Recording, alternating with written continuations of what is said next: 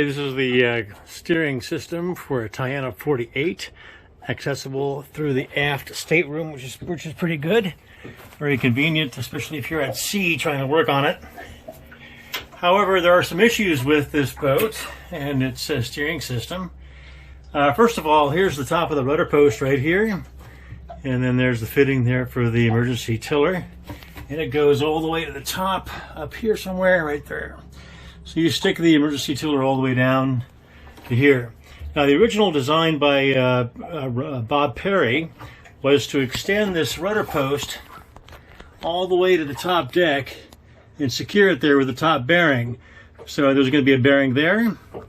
There was going to be the stuffing box underneath it right here, and then a bearing in the skeg for the bottom of the rudder post.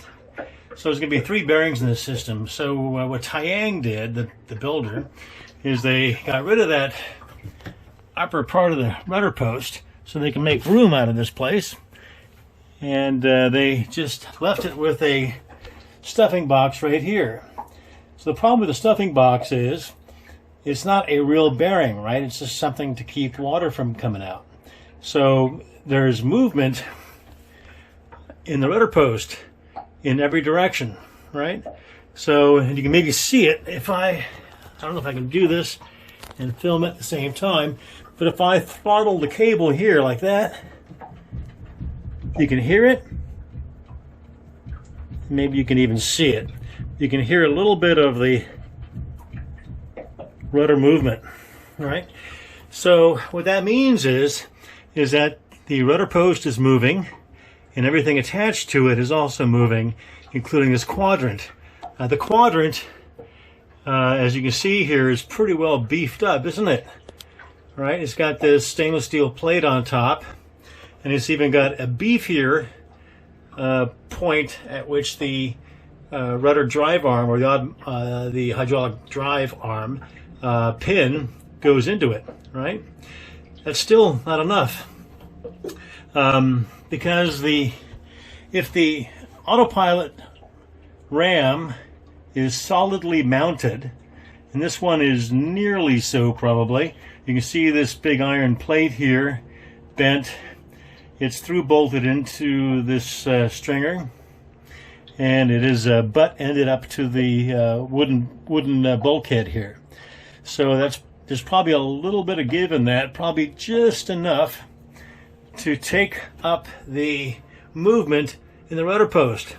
So imagine this scenario, right? So let's say you built this up really, really hard and solid, which I did on my Tayana 48, right, in Hong Kong. And so there was no give at all in the base for the drive arm, right? And on mine, I didn't have this steel plate here or anything like that. I just had the drive arm come to a part in the quadrant and the pin go right through it. And I had a lot of movement in my rudder post, more than you see here. So the combination of those things meant that the underway, the rudder post would move, therefore the quadrant would move, but the arm itself, and therefore the pin that connects to the quadrant, was solid in place, and it would not move. So that means all of the weight, all the shifting, all the movement in the rudder system was being transferred into this pin. So I went through several pins. I broke pins, I bent pins. I actually destroyed my quadrant. The entire middle of the quadrant blew up because of all the pressure here on the pin. So in Japan, what I had to do is I had to build out this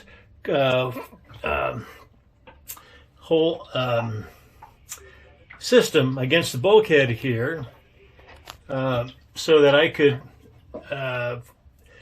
fasten, or had an aluminum cover going over this, so I can install a sealed bearing on top of the rudder post. So we got away from the stuffing box down here and put a solid rudder or a sealed bearing on top. So that took care of any movement in the rudder post. So therefore the quadrant didn't move, which was beefed up on my boat, and the pin didn't, get shifted around, and I could keep the solid mount for the autopilot here. So like everything, you can't, it's the weakest link, right? So if this is solid and this is moving, then that's going to take all the pain and pressure. Now, the reason this boat has a stainless steel plate here, and this being beefed up like it is due to my boat. This is Tayana adjusting and modifying for my boat. So, because it was a lot of problem. I had to spend thousands of bucks getting it fixed.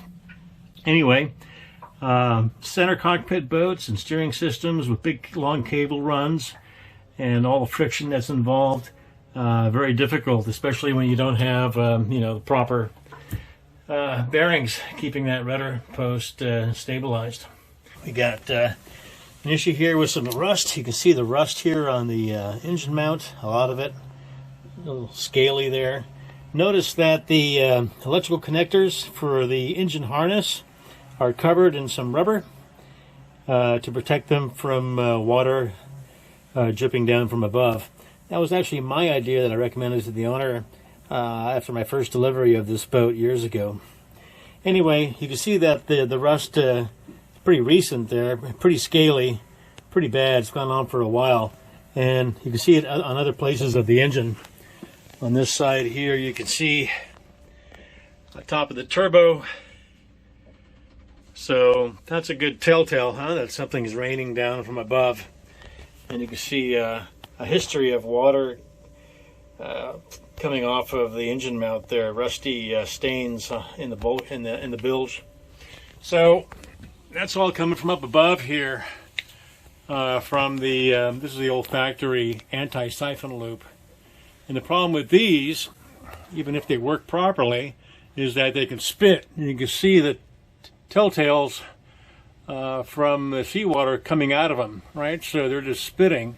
There's no reinforced air hose that takes the spit or the water down to the bilge or someplace else. So that's a problem. These are the wrong type you want for this boat. You always want some kind of reinforced hose that allows the anti-siphon loop to ventilate, or spit down to the bilge or someplace. It's not a lot, but it doesn't take very much. Just a few drops of seawater is enough to get everything started. And look at all the damage it does. I mean, that's a lot of damage, a lot of work. That all could have been prevented years ago just by putting a different anti-siphon loop there. So the problem with the Yanmars is that they put the engine harness in the worst possible place. This has been an ongoing issue for years with me. So they put the engine harness right here at the back port side of the engine, where everything wet is. Right? You got the exhaust system, you have the heat exchanger, you have raw water loops above you.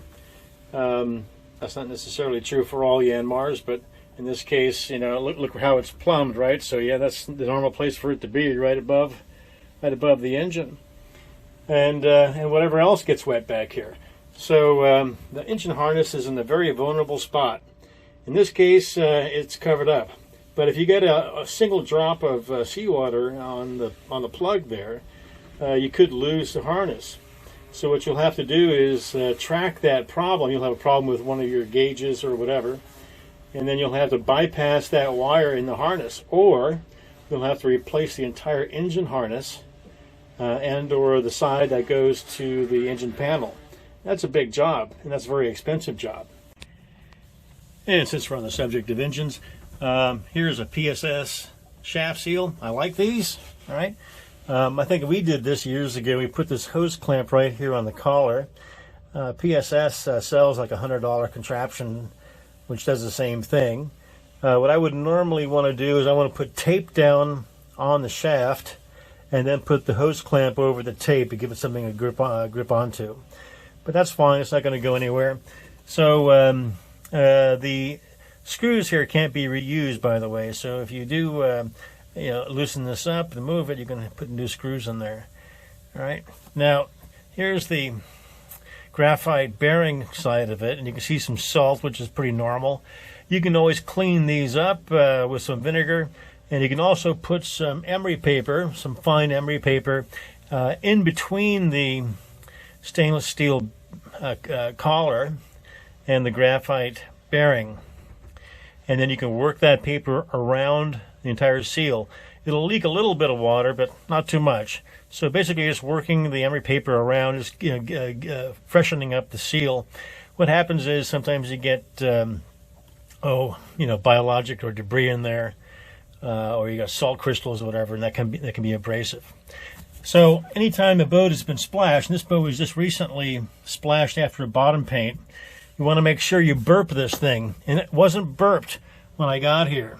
So I'm going to burp it right now so you can see what it looks like. See that? Water comes right out. When I did that for the first time after the boat's been splashed, there was no water coming out. It was air for about, 6-7 seconds or something. And then water finally came out. So the yard didn't burp it. And that could be a big problem. If you have air inside of this log here, that means there's no cooling going on at the graphite bearing, and these can quickly heat up to about 600 degrees, and you'll hear a screeching sound if it does. That means you've lost air inside of your PSS bearing, and you have nothing to cool it, and it's overheating very fast and very dramatically. So what I do with my temp sensor is I take a temp sensor and I swing it across the whole bearing here, the whole seal, to find the hot spot, and it should be just a few degrees above seawater temperature. If it starts getting in higher than that, it could be quickly moved to 600 degrees. You want to be very careful about touching anything, but then you want to make sure you slow everything down, bring it to a halt, let it cool down, and then give it a good burp, just like that. Now the yard just did an engine service. They changed the oil on this thing. They changed the fuel filter, and they may have recommended more stuff to the owner, and he declined, or maybe they didn't recommend anything, which they should have. I don't want to point fingers here, but what was not done was the coolant system. So I removed the cap, and the cap was really hard to remove, by the way, so it really should be replaced. I dipped my finger in there, and it was very dirty and watery. It wasn't slick at all. I couldn't see a color to it except for brown. So there's too much water and there's rust in there. If you look at the reservoir, you can see how miserable that looks. Look at that. That's supposed to be pink coolant. I don't know what that is, but that's just sludge and dirt in there, debris. That looks terrible. So I'm going to recommend to the owner, before we take this boat down to San Diego, that they do a complete coolant flush and put in new Yanmar pink coolant, which will help lubricate and protect the engine from the inside.